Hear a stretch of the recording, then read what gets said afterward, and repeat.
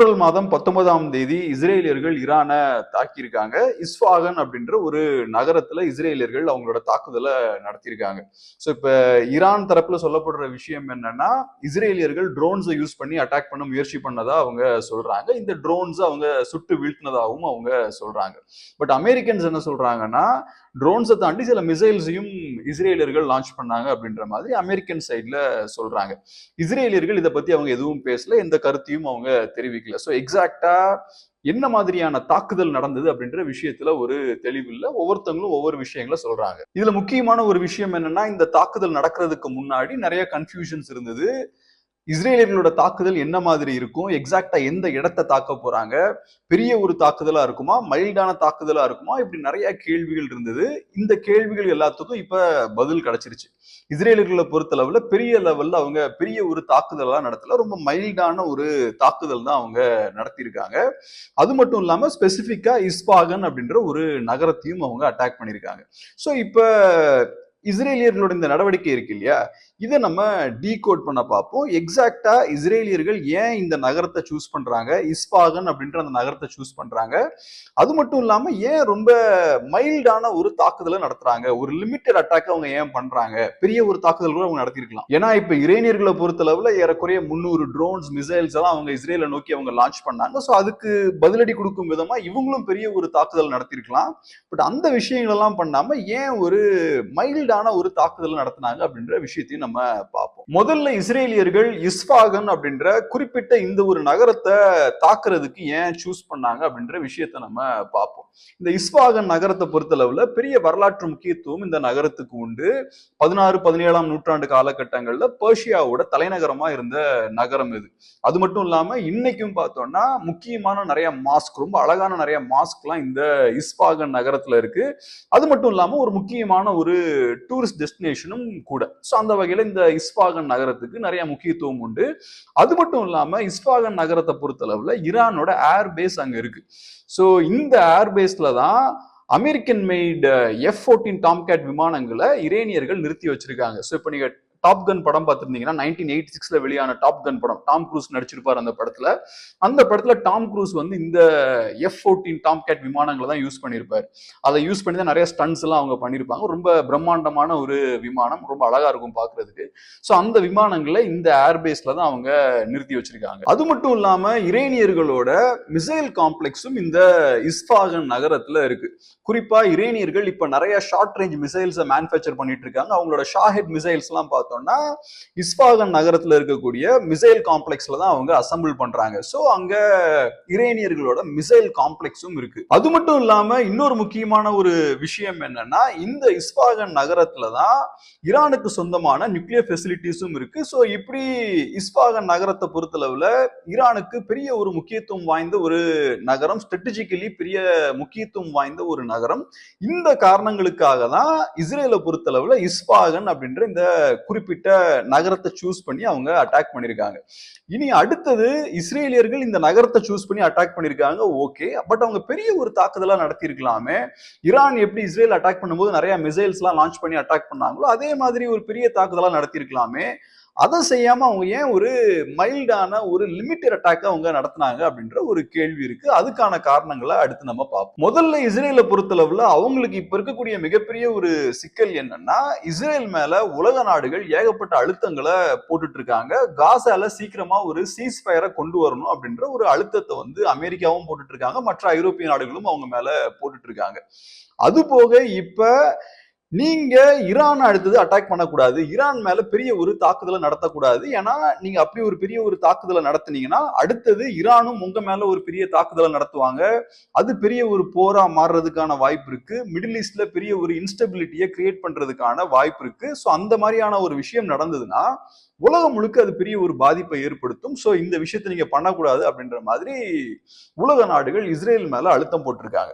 But இஸ்ரேலுக்கு இருக்கக்கூடிய ஒரு பிரச்சனை என்னன்னா, இஸ்ரேலுக்கு இது பெரிய ஒரு அவமானம். ஏன்னா இப்ப ஈரான் அவங்க மேல ஒரு தாக்குதல் நடத்துறாங்கன்னா அதுக்கு இவங்க பதில் தாக்குதல் நடத்தியே தீரணும். இல்லைன்னா அவங்க நாட்டு மக்களே இஸ்ரேலி கவர்மெண்ட் நோக்கி நிறைய கேள்விகள் கேட்பாங்க. அவங்க நம்ம அட்டாக் பண்றாங்க, நம்ம ஏன் எதுவும் பண்ணாம இருக்கும் அப்படின்ற மாதிரி கேட்பாங்க. குறிப்பா இஸ்ரேல் இருக்கக்கூடிய வலதுசாரிகள் இந்த கேள்வியை கவர்மெண்ட்டை நோக்கி கேட்பாங்க.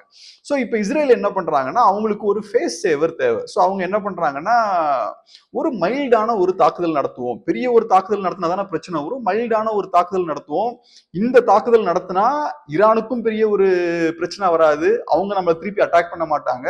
அதே போல நம்ம ஊர்ல இருக்கக்கூடிய ரைட் விங்கா இருக்கலாம், சாதாரண மக்களா இருக்கலாம், இவங்களையும் ஓரளவுக்கு சமாதானப்படுத்திடலாம் அப்படின்ற ஒரு யோசனையில இஸ்ரேல் இந்த மாதிரியான ஒரு மைல்டான தாக்குதல் நடத்தியிருக்காங்க அப்படின்ற ஒரு வாதத்தை சில பேர் முன்வைக்கிறாங்க. சோ இதுல இன்னொரு முக்கியமான ஒரு விஷயம் என்னன்னா, இந்த தாக்குதல் நடந்து முடிஞ்சதுக்கு அப்புறம் இஸ்ரேல் சைட்ல இருந்து அவங்க எதுவும் பேசல, எந்த மாதிரியான அறிவிப்பும் அவங்க சைட்ல இருந்து வரல. இந்த தாக்குதலுக்கு அவங்க பொறுப்பேற்கவும் இல்லை. ஸோ அவங்க ரொம்ப குவாய்ட்டா இருக்காங்க. அதே போல ஈரான் சைட்ல பார்த்தோம்னா அவங்களும் பெருசா எதுவும் பேசல. நாங்க பதில் தாக்குதல் நடத்த போறோம், இந்த தாக்குதலுக்கு நாங்க கண்டிப்பா பழி வாங்கியே தீருவோம் அப்படின்ற மாதிரிலாம் அவங்களும் எதுவும் பேசல. அவங்களோட மீடியாவும் பார்த்தோம்னா ரொம்ப குவாய்ட்டா தான் இருக்கு. ரொம்ப சென்சேஷனலா அவங்களும் எதுவும் பேசல. ஸோ நடக்கக்கூடிய இந்த விஷயங்கள்லாம் வச்சு பார்க்கும்போது மேபி ஃபியூச்சர்ல பெரிய எஸ்கலேஷன் எதுவும் இருக்காது அப்படின்ற மாதிரி தான் தோணுது. ஸோ அதை நம்ம கொஞ்சம் வெயிட் பண்ணி பார்ப்போம்.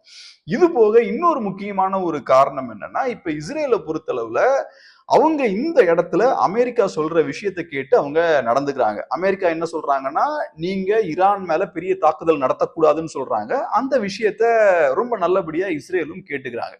இந்த விஷயத்த இஸ்ரேல் வந்து அமெரிக்காவுக்கு ஃப்ரீயா செஞ்சு கொடுக்க மாட்டாங்க. இந்த இடத்துல அமெரிக்கா சொல் பேச்ச இஸ்ரேல் கேட்கறாங்கன்னா வேற ஒரு இடத்துல வேற மாதிரி அவங்க அமெரிக்காட்ட இருந்து ஒரு ஃபேவர் எதிர்பார்ப்பாங்க அப்படின்ற மாதிரியும் ஒரு தியரி முன்வைக்கப்படுது. குறிப்பா இப்ப இஸ்ரேலுக்கு அங்க காசால நிறைய பிரச்சனைகள் போய்கிட்டு இருக்கு. காசால அவங்க சில விஷயங்களை செய்யணும்னு பாக்குறாங்க கிரவுண்ட்ல இறங்கி. அதுக்கு அமெரிக்காவும் சரி யூரோப்பும் சரி தடையா இருக்காங்க. நிறைய யூரோப்பியன் கண்ட்ரீஸும் அதுக்கு தடையா இருக்காங்க. சீஸ் ஃபயரை கொண்டு வரணும் அப்படின்ற மாதிரியான அழுத்தங்களை போட்டுட்டு இருக்காங்க. ஸோ இப்போ இஸ்ரேல் ஃபியூச்சர்ல மேபி அவங்க என்ன பண்ணலாம்னா, அமெரிக்கா கிட்ட அவங்க நெகோசியேட் பண்ணலாம். ஈரானை நாங்க அட்டாக் பண்ணல, சோ காசால எங்க விருப்பப்படி நாங்க செயல்பட நீங்க எங்களை அலோவ் பண்ணணும், எங்க மேல நீங்க தேவையில்லாத அழுத்தம் போடக்கூடாது அப்படின்ற மாதிரி அவங்க அமெரிக்காவோட ஃபியூச்சர்ல நெகோசியேட் பண்றதுக்கான வாய்ப்பும் இருக்கு. சோ இந்த இஷ்யூவை ஒரு பார்கெயின் சிப்புமாங்க இல்லையா, அந்த மாதிரி ஒரு பார்கெயின் சிப்பா அமெரிக்கா கிட்ட அவங்க யூஸ் பண்றதுக்கான வாய்ப்பு இருக்கு அப்படின்ற மாதிரியும் சொல்றாங்க.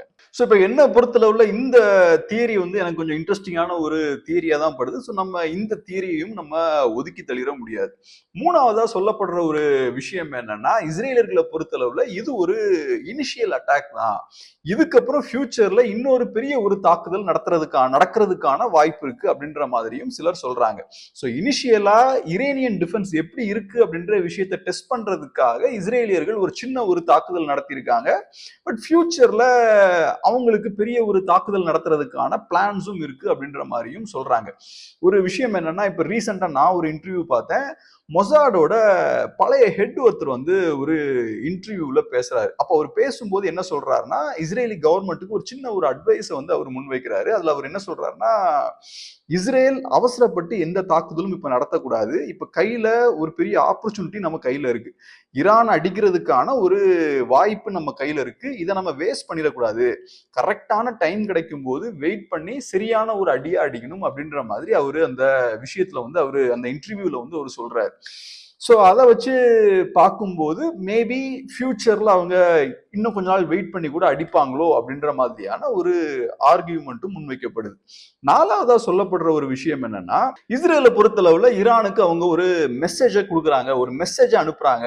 அதுக்கான காரணம் என்னன்னா, இப்ப இஸ்ரேலோட இந்த ஸ்ட்ரைக் பார்த்தோம்னா இஸ்ஃபாகன் அப்படின்ற ஒரு நகரத்துல நடக்குது. இஸ்ஃபாகன் ஈரானோட சென்டர்ல இருக்கக்கூடிய ஒரு நகரம். ஈரானோட எல்லைகள்ல இருக்கக்கூடிய நகரம் கிடையாது, ஈரானோட சென்டர்ல இருக்கக்கூடிய நகரம். சோ இப்ப இஸ்ரேல் என்ன பண்றாங்கன்னா, உங்க நாட்டுக்கு உள்ள வரைக்கும் எங்களால வர முடியும் அப்படின்ற விஷயத்தை அவங்க நிரூபிக்கிறாங்க. சோ அந்த வகையில இஸ்ரேலுக்கு இது ஒரு சின்ன வார்னிங். ஃபியூச்சர்ல நீங்க எங்களுக்கு எதிராக செயல்பட்டீங்கன்னா உங்களோட நாட்டுக்கு உள்ள வரைக்கும் எங்களுக்கு வர முடியும், வந்து அங்க இருக்கக்கூடிய நியூக்ளியர் ஃபெசிலிட்டி அட்டாக் பண்ண முடியும், ஏர்பேஸ் அட்டாக் பண்ண முடியும், உங்களோட மிசைல் காம்ப்ளெக்ஸ் எங்களால் அட்டாக் பண்ண முடியும் அப்படின்ற மாதிரியான ஒரு மறைமுகமான ஒரு எச்சரிக்கையை அவங்க ஈரானுக்கு விடுறாங்க அப்படின்ற மாதிரியும் ஒரு தியரி முன்வைக்கப்படுது.